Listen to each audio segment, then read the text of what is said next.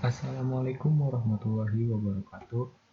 Saya Ilham Kusuma dari kelas 11 TKJ 1 ingin membahas mengenai kabel fiber optik, tentang pengertian kabel fiber optik, cara pembuatan kabel jaringan fiber optik, dan cara kerja kabel fiber optik dalam mentransmisikan data. Pengertian kabel fiber optik.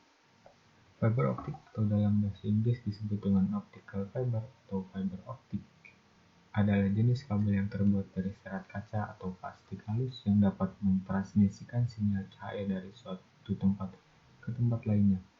Diameter kabel fiber optik pada umumnya berukuran sekitar 200–120 mikrometer, sedangkan sumber cahayanya dapat berupa sinar laser ataupun sinar LED.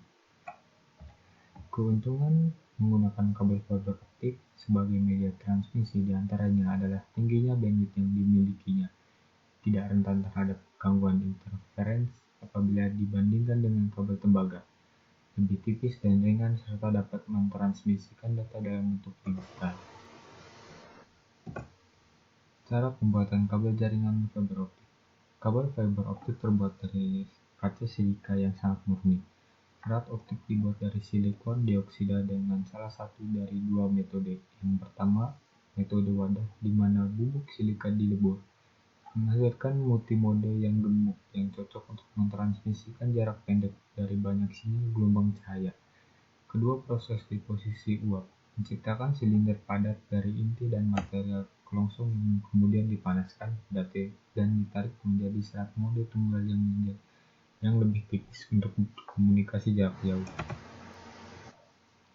Cara menyambungkan kabel fiber optik.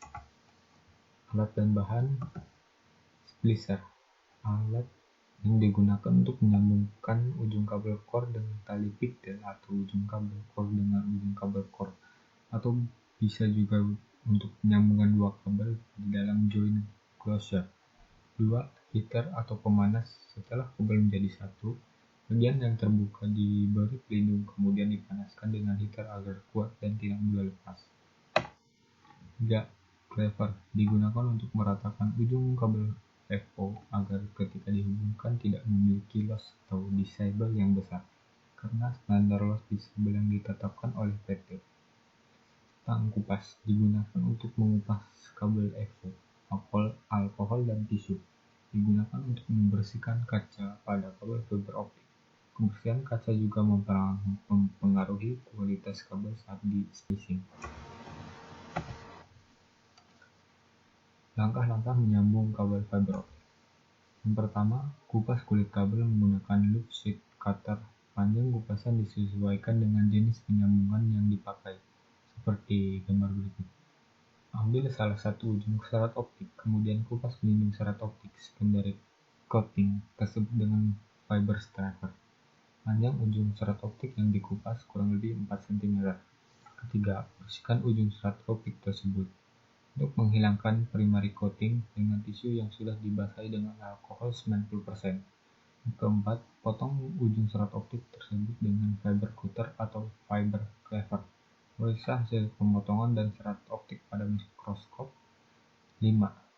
Jika hasil pemotongan maupun pembersihan berhasil, baik maka proses penyambungan dapat dilaksanakan. Namun bila pemotongan dan pembersihan tidak baik, maka proses di atas diulangi. Laksanakan pemotongan dan pembersihan pada ujung serat optik dari kabel pasangannya, kemudian disambungkan. Jangan lupa untuk memasukkan selongsong sambung pada salah satu serat sebelum penyambungan serat kabel tersebut. Pemotongan dan pembersihan dilaksanakan satu persatu setelah fiber sebelumnya disambungkan. Perhatikan kode warna dari masing-masing serat optik, jangan sampai tertukar. Untuk fusion splicer yang berjalan otomatis, bila hasil pemotongan baik, maka tidak muncul message error pada layar monitor.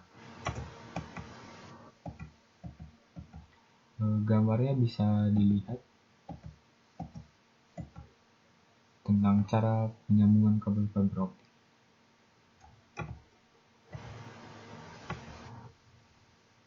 Cara kerja kabel fiber optik dalam mentransmisikan data. Cahaya merambat ke kabel serat optik dengan memantul berulang kali dari dinding. Setiap foton kecil partikel cahaya memantul ke bawah pipa seperti kereta luncur menuruni jalur es. Prinsip kerja pada kabel fiber optik kurang lebih seperti berikut. Yang pertama, mentransmisikan data dengan cara mengkonversi sinyal listrik yang diperoleh menjadi gelombang cahaya. Kedua, mentransmisikan data dengan cara menjadi gelombang cahaya. Ketiga, pada penerima atau receiver sinyal gelombang cahaya ini dikonversi oleh fotodioda menjadi sinyal elektrik kembali. Bagaimana serot optik bekerja?